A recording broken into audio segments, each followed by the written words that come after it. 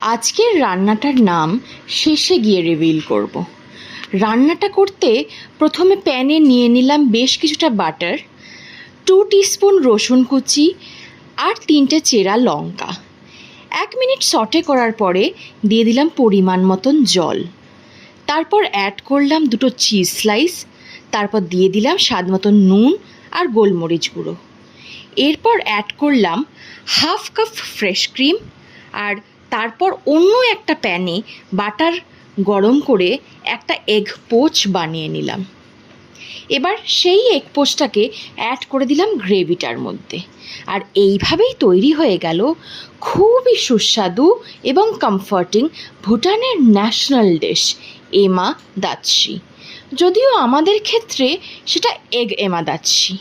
ভাতের সাথে খেতে কিন্তু এটা দারুণ লাগে। আর একটা কথা, আমাদের ফেমাস দীপিকা পাডুকোনেরও কিন্তু এটা ফেভারিট ডিশ। তোমাদের এই ডিশটা কেমন লাগলো জানাতে ভুলো না কিন্তু, আর ফলো করতে ভুলো না। Thank you.